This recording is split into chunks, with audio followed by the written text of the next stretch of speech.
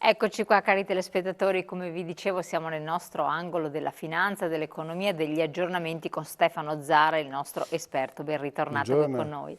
Allora, dobbiamo fare il quadro in una situazione come sempre molto dinamica, molto in cambiamento. Io direi come punto saliente, focale, partiamo dai prossimi cambiamenti immediati.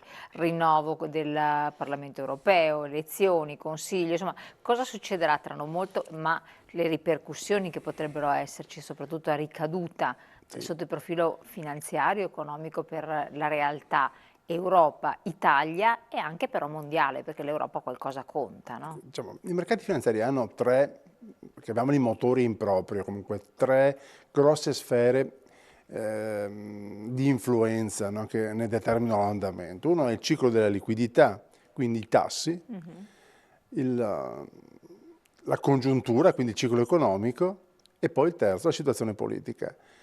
Questi fattori influenzanti, questi tre grossi fattori influenzanti, questi tre grossi motori hanno condizionato negativamente i mercati nell'ultimo trimestre dello scorso anno. Viceversa, risolte alcune o quantomeno accantonate alcune ansie, nel primo trimestre i mercati hanno preso a brivio. Così come sono stati veramente deludenti e hanno preoccupato i risparmiatori alla fine dell'anno, chi ha tenuto duro ha avuto delle giuste ricompense, insomma, quantomeno ha ripianato le perdite in quasi tutti i mercati e si è cominciati ad andare oltre, insomma. Ci sono delle incognite legate all'andamento dei tassi che si sono molto annacquate, molto dileguate inizio dell'anno. Le tre banche centrali hanno ripetutamente detto che i tassi quest'anno rimarranno bassi. Non ti do un dato di riferimento. I mutui trentennali negli Stati Uniti, sottoscritti, gli ultimi mutui trentennali sottoscritti questo mese, hanno un tasso fisso del 4,20.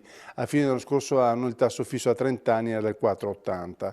Questo Cosa sta a significa significare? che i tassi negli Stati Uniti non rialzeranno sicuramente E quest'anno. quindi se da loro non Non rialzeranno, rialzeranno, non è che quando si pensa non no. rialza, anzi in Europa si pensa, anche lì l'incognita è capire la nuova governance della BCE, quest'anno cambia Parlamento europeo, Commissione europea e vertici della BCE,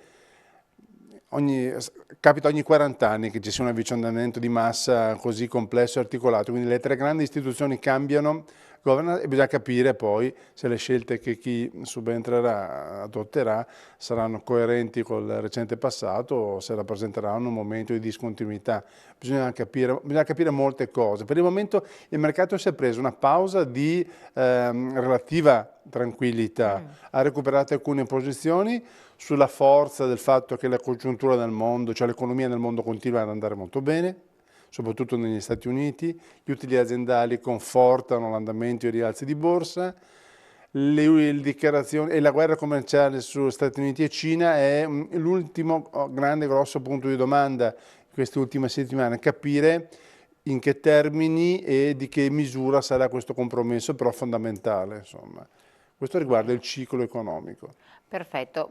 Che cosa che potrebbe in qualche modo alterare gravemente, creare scompiglio agli asset? Ma un accordo commerciale non soddisfacente, una continua tensione, accantonata l'incognita Brexit, che sembra non rappresentare più un problema Ma né di dove natura si andrà a economica parare con la né di Brexit? natura, non se ne parla più. Tanto clamore per nulla a questo Tanto che non è punto. per nulla. E, l'accordo commerciale, o quantomeno la guerra possibile commerciale tra Stati Uniti e Cina rappresenta la vera grande incognita. Insomma, i due mercati, le due principali economie del pianeta, insomma, hanno ovviamente, qualsiasi cosa riguarda i loro movimenti, ha un impatto immediato sulle aspettative di crescita di tutti gli altri paesi. Insomma, quindi è inevitabile che un buon accordo sia ancora motore di ripresa e di ciclo virtuoso, un accordo non soddisfacente possa creare delle tensioni, insomma.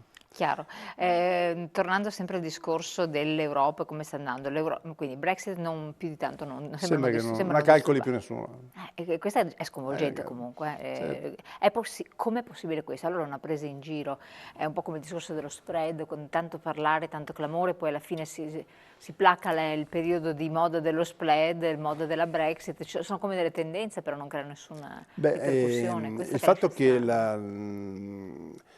c'è una dichiarazione che ha fatto il vecchio presidente della Federal Bernanke, mi pare, che diceva che 90, il 95% dei movimenti sul mercato è dettato dalle dichiarazioni, non da quello che effettivamente il governatore della Banca Centrale fa. E in questo caso, dalle dichiarazioni, cioè sì. dal nulla, Sì, da dal parole. proposito a parole. Quindi, Insomma, basta vedere l'effetto che possono avere i tweet di Trump sulle ecco, e qua borse. torniamo a Insomma. un'altra cosa, esatto.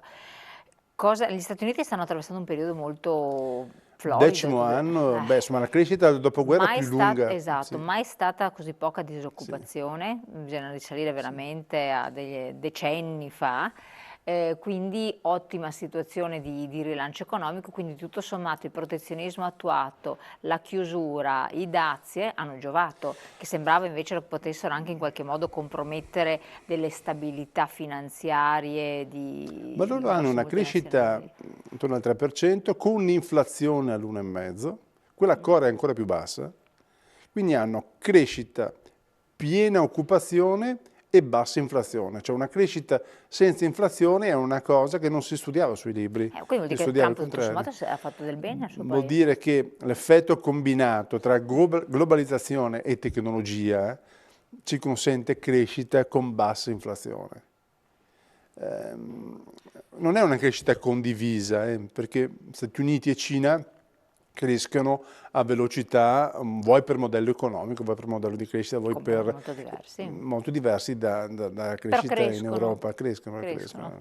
non cresciamo. Noi invece Ma siamo si sempre diceva fermi sempre lì. un dato non positivo che potrebbe crearci grossi problemi, che noi avevamo riposto, anche spread è una parola che riappare e scompare, Infatti, no? è quello che ho Ecco, detto prima. è scomparsa, noi la tiriamo fuori perché quella c'è sempre, se noi apriamo il giornale, la pagina solo 24 ore, leggiamo CDS, Credit Default Swap, cioè la sicurezza paese o i dati sullo spread che sono pubblicati ogni giorno dai giornali, vediamo che il nostro spread oggi tra tutti i paesi europei è il più vicino a quello della Grecia. Noi Spagna e Portogallo ci hanno mollato come fossero due ciclisti molto più veloci di noi altri, noi arranchiamo, ma dietro e non tanto distante da noi c'è la Grecia. Ma perché questo? Come mai? Cioè, questo che si chiede un Insomma, po'. perché? Perché Grecia ha un avanzo di bilancio primario che ha superato il 3,5 lo scorso anno, ci ha avanzato più che speso, Sì. e è cresciuto di 1,9. Noi siamo fermi, o siamo cresciuti vicino a un punto media al 2018. Qual è il segreto del loro successo, della loro Beh, crescita? loro hanno accettato le misure draconiane che la Troica gli ha imposto, Beh, però insomma accettato. riconosciute draconiane dalla stessa Troica, quindi sacrifici immensi che ha sostenuto quel paese e un po' alla volta ci stanno tirando su, insomma. È una cosa, una crescita trasversale, omogenea, e qui andiamo un po' a percentuali di crescita, e quindi anche il reddito pro capite dà dei segnali positivi, l'occupazione, oppure c'è tutta una fascia di popolazione in estrema povertà? Ecco, c'è sempre una fascia di popolazione ovviamente che non ha un reddito. Noi apparteniamo a quella parte di Europa ricca che non riesce a mettere in atto un cambio di passo, non riesce a convertire il proprio modello produttivo, continua a vivere sul risparmio passato, insomma, sulla forza Glorie del passate. passata della propria economia, sulle glorie del passato. Insomma. È un rischio che sappiamo che stiamo correndo, ma l'attuale amministrazione non. Cioè, il mercato del lavoro, il reddito di cittadinanza, il pensare che un'economia possa essere rimessa in moto dai consumi è un pensiero sbagliato. Nessun economista supporterebbe questo tipo di visione. Ti aiuta per avere consenso politico, questo sì, ma Però di fatto se si muovessero un po' di più anche i consumi interni, sì, qualche vantaggio ci sarebbe, qualche maggior produttività sarebbe anche ma richiesta, avrebbe mercato, e non ci baseremo solo sul mercato estero che è stato un po' altalenante, il no? decreto Innovazione Italia prevede, faccio un esempio molto pratico, il decreto Innovazione Italia prevede che lo Stato stanzi, in realtà lo Stato stanzia 1 miliardo e l'altro miliardo lo devono mettere i privati per favorire start-up, per agevolare il rientro di alcune attività produttive che hanno delocalizzato, cioè dall'estero tornano in Certo, Italia. sì. La stessa misura, cioè gli stessi 2 miliardi, li mette sul piatto della bilancia Unicredit, con forme di finanziamento, partecipazione azionale di minoranza, le chiama partecipazione a lungo termine, non quelle dei fondi private equity, cioè nel senso ti presto i soldi perché mi piace il tuo progetto, te li presto a lungo termine, cioè a 10 o 15 anni, non con una partecipazione di maggioranza, non mi interessa comandare nella tua impresa, mi metto da parte, ma aiuto il tuo progetto perché ci credo.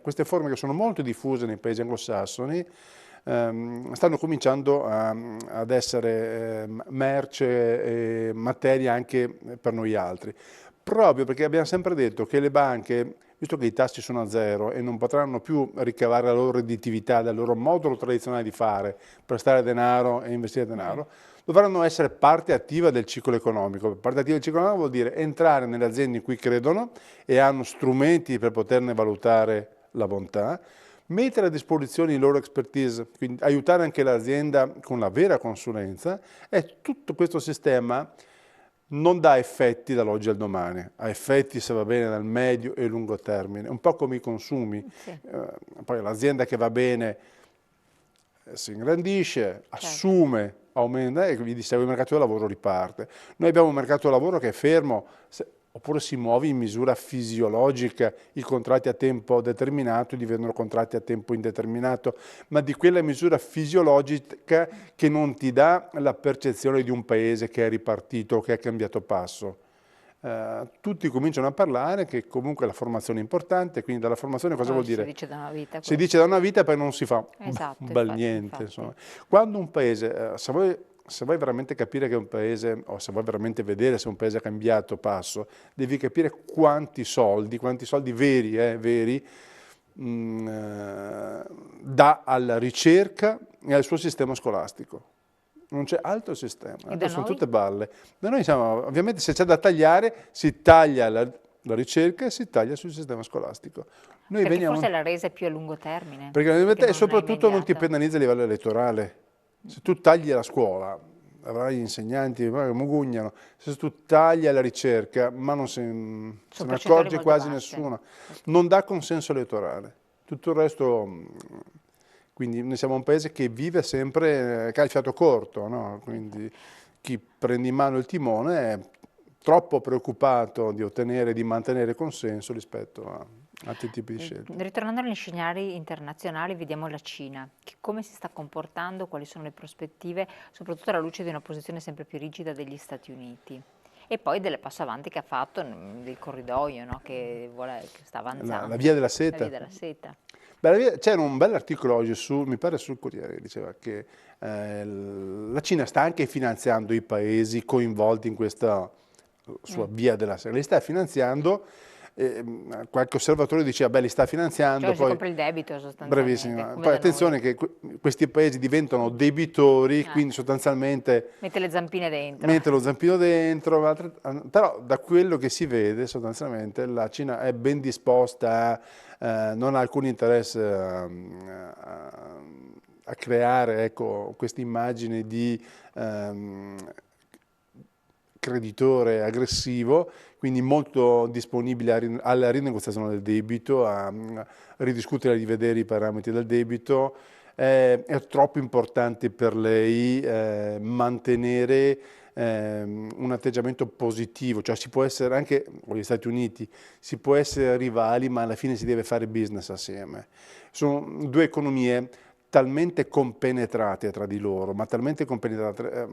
Molti industriali cinesi hanno studiato negli Stati Uniti, molte aziende cinesi producono negli Stati Uniti, hanno collaborazioni, quindi è impossibile vedere questa dialettica commerciale anche dura e chiamarla guerra quando sostanzialmente non ci sono frontiere, due eserciti che si scambiano truppe, le aziende americane vivono e lavorano, esportano in Cina, le aziende cinesi producono negli Stati Però Uniti. così questa è l'immagine che ci è stata data.